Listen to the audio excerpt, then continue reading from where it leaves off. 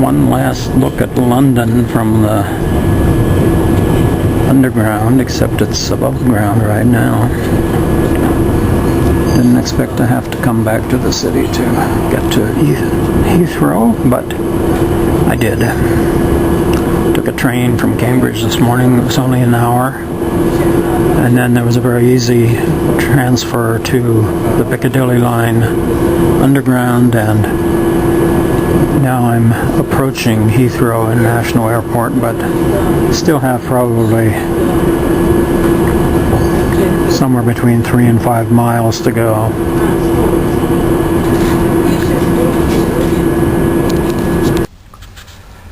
It's Wednesday morning in Belfast, and this is the view out the window of my bedroom. An old building in the distance there with the roof falling in, but nice looking row houses in the foreground and beyond. It's a very cloudy, overcast morning, which seems typical in both here in Ireland and England. Probably burn off, as they say, afternoon, and it'll probably clear up. Or it might rain.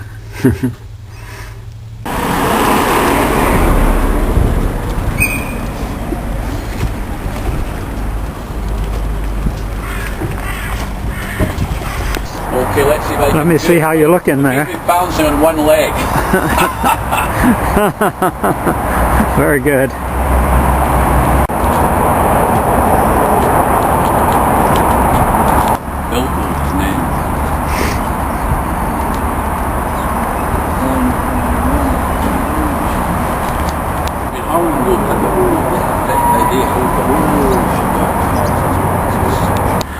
Well, this is the Lewis neighborhood, and this is the second mural that's been painted on buildings for in commemoration of Narnia and Lewis.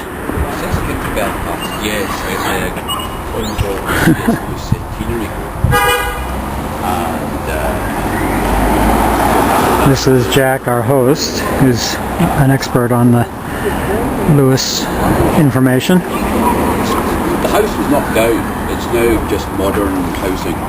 But this is the front courtyard of a public library, and this is where the sculpture of Lewis looking into the wardrobe is.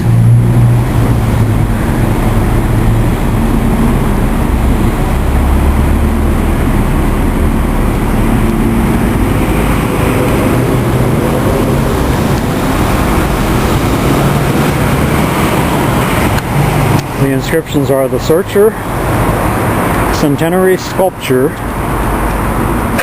C.S. Jack Lewis, Ulsterman, Writer Scholar, Teacher Christian, born 1898, reborn 1931. Wow.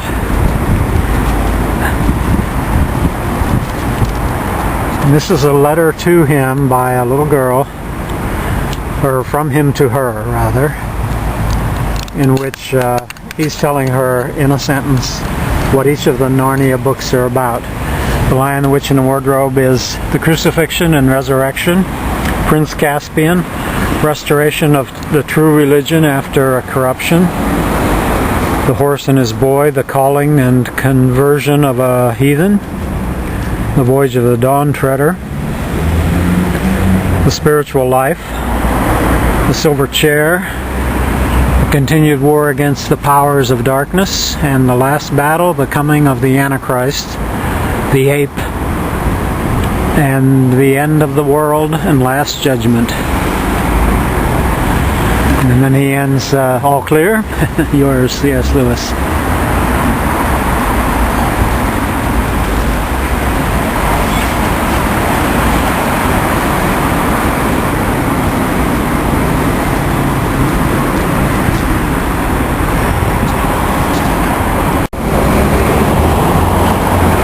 This is probably the downtown of Lewis's sub-town of Belfast, which is Dundela. And this is the public library, and there's the wardrobe and Diggory Kirk, or Lewis, opening the door.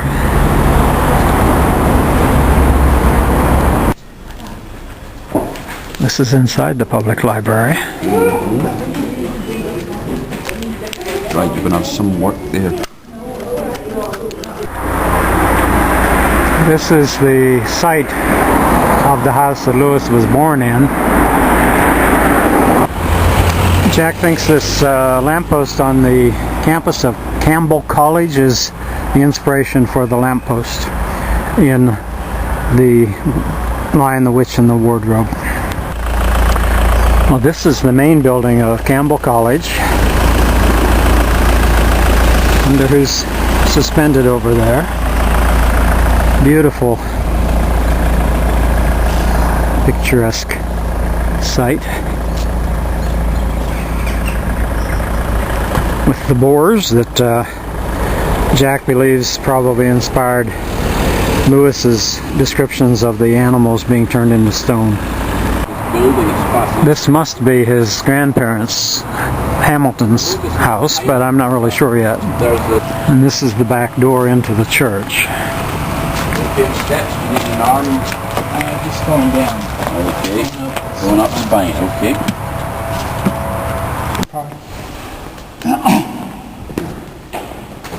Tony, I turn on the light. There's your bed already.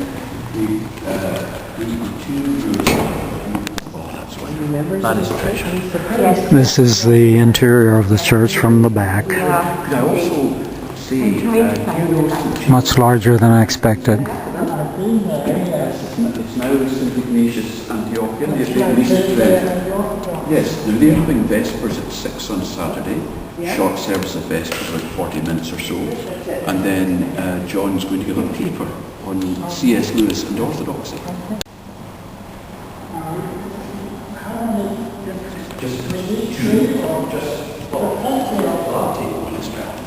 There we are. There's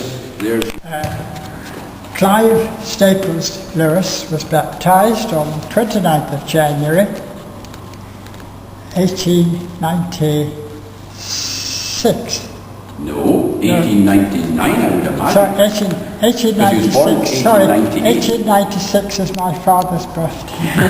1898 Lewis was born. Yeah, that makes sense. 1898, Okay. because we celebrated in that year 1998. That's right, centenary group. And Jack and I set up business here in Belfast and built ships and ships' engines. Park Avenue Hotel, Jack. You know? Oh yes, indeed I do. And they built up a small congregation, and then in those days there was only a very small village of Strandtown, which is your tower rents that area you're working here, which is quite possibly true. You know? The colours in this window are much, much richer than those colours or those colours. Much deeper, and I don't know the technical details. They rather bored with their father when they were growing up. When they went away, they then... Well, this is the exterior of St. Mark's in Dundela. The tower is the same height as the length of the church, which is unusual. So he heard the agony going on in there, and this is a private dwelling. This is Little Lee. Can't see much behind the trees here. But you also... And there's another lamppost, which was probably He a was just a nipper. gas.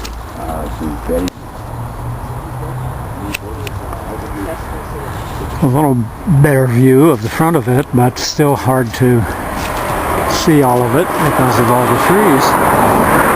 And high hedge here in front of me.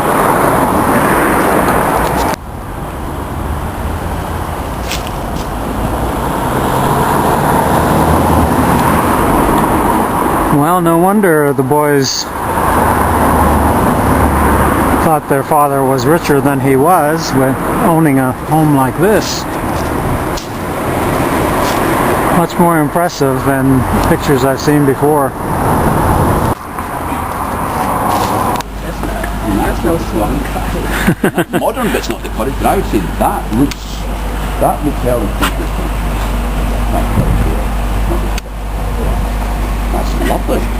That's no small cottage. This is the cottage that Lewis and Joy shared on their honeymoon trip here after their ecclesiastical wedding.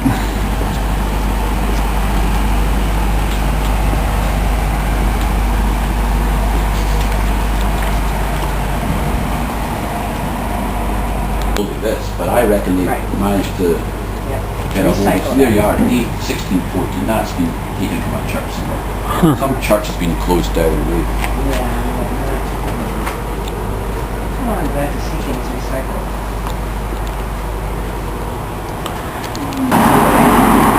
This is the main street in front of the Crawford's Burn Inn. Colorful little town. Too bad our time is running out. We have to go back home.